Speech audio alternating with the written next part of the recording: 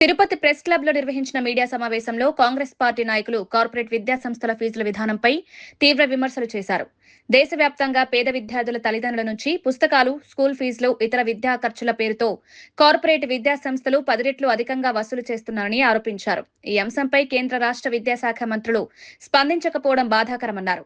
విద్యను వ్యాపారంగా మార్చి సామాన్య ప్రజలపై ఆర్థిక భారం మోపుతున్న పరిస్థితిని అరికట్టేందుకు ప్రభుత్వాలు తక్షణ చర్యలు తీసుకోవాలని డిమాండ్ చేశారు.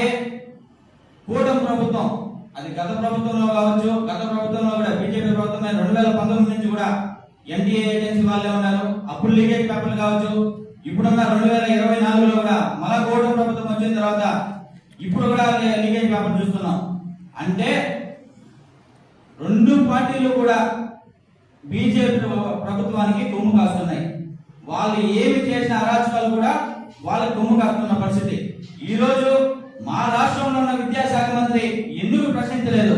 ఇంతమంది నీ బాధితులు రాష్ట్రంలో ఉన్న విద్యాశాఖ మంత్రిగా నేను మంత్రిని చేశాను కదా, గెలిపించుకున్నాను కదా, పాదయాత్రలో ఇచ్చావు కదా హామీ, విద్యార్థులకు మేలు చేస్తాను, నిరుద్యోగులకు మేలు చేస్తానని విద్యాశాఖ మంత్రి పలికాడు కదా. ఈ రోజు ఏమైపోయారు విద్యాశాఖ మంత్రి? నీటి పేపర్ లీకేజ్ అవుతున్నా కూడా ఎక్కడున్నారు విద్యాశాఖ మంత్రి అని మేము స్పష్టంగా అడుగుతున్నాం. మా డిమాండ్ ఒకటే, కేంద్ర విద్యాశాఖ మంత్రి ఎవరైతే ఉన్నారో ధర్మేంద్ర ప్రసాద్ వెంటనే రాజీనామా చేయాలి. ఇక్కడున్న రాష్ట్ర విద్యాశాఖ మంత్రి వాళ్ళు కూడా వెంటనే రాజీనామా చేయాలి. ఎందుకు అంటే నిద్రపోతున్న ఇంత అరాచకాలు జరుగుతున్నా కూడా ప్రశ్నించకుండా వాళ్ళకి కొమ్ము కాస్తున్న మా రాష్ట్ర విద్యాశాఖ మంత్రి వాళ్ళు కూడా రాజీనామా చేయాలి. అలాగే కాకుండా ఎన్నో కార్పొరేట్ విద్యా సంస్థలు అప్పుడున్న మా కాంగ్రెస్ పార్టీ హయాంలో ఉన్నప్పుడు ప్రతి ఒక్కరు ప్రైవేట్ కార్పొరేట్ విద్యా సంస్థలు మేము నడుపుకుంటాము, 25% ఎస్సీ ఎస్టీ బీసీలకి కేటాయిస్తాం సీట్లు అన్నారు. ఈ రోజు విద్యాశాఖ మంత్రిని సూటిగా మేము అడుగుతున్నాం ఎన్ఎస్యూ నుంచి, ఏ కాలేజీలో అయినా కూడా మేము మీకు కొమ్ము కాస్తున్న నారాయణ విద్యా సంస్థను అడగం. ఏ కాలేజీలో అయినా, ఏ స్కూల్లో అయినా 25% ఇచ్చిన స్కూల్ మీరు ఒకటిగానే ఇచ్చారంటే మేము నిజంగా మీరు సూపర్ పరిపాలన అనేది కూడా మేము చెప్తాం. అలా కాకుండా ప్రైవేట్ కార్పొరేట్ విద్యా సంస్థలందరూ మీ వెనకాల ఉన్నారని వాళ్ళకందరికీ మీరు కొమ్ము కాస్తున్నా వాళ్ళకి చేసే అరాచకాలు, లక్షల్లో ఫీజులు, అమ్మా నాన్న పలకలేనటువంటి నర్సరీ, ఎల్కేజీ, యూకేజీ విద్యార్థుల దగ్గర కూడా 1.5 లక్ష ఫీజులు ఏం చేస్తున్నారు విద్యాశాఖ మంత్రి నారా లోకేష్ గారు అనేది మేము అడుగుతున్నాం. మీలో లోపం ఉందా? ఇక్కడ ఉన్న జిల్లా కలెక్టర్లు అందరికీ మీటింగ్లు పెట్టండి, డిఓలు పెట్టండి, ఆర్ఐఓలు పెట్టండి, అందరినీ తీసుకోండి. యా స్కూల్స్ ఇచ్చారు డిఓలు ప్రశ్నించండి.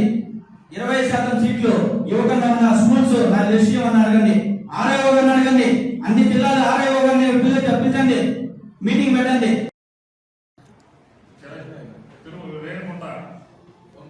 కాంగ్రెస్ సీనియర్ నాయకులు చిరంజీవి గారు,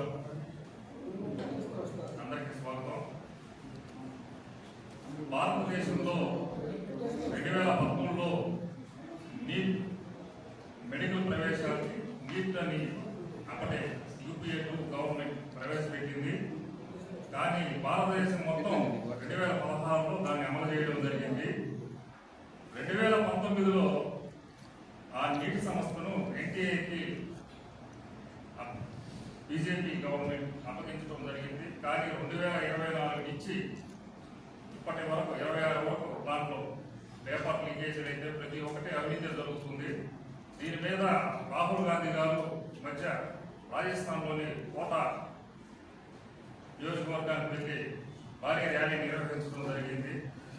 దీని మీద సమగ్ర విచారణ చేసి ఆ నీటికి ఇచ్చినటువంటి ఎన్టీఏ సంస్థను బర్తరఫ్ చేసి దీని మీద న్యాయం జరిగే విధంగా చూడాలని చెప్పి మేము కాంగ్రెస్ పార్టీ తరఫున డిమాండ్ చేస్తున్నాం.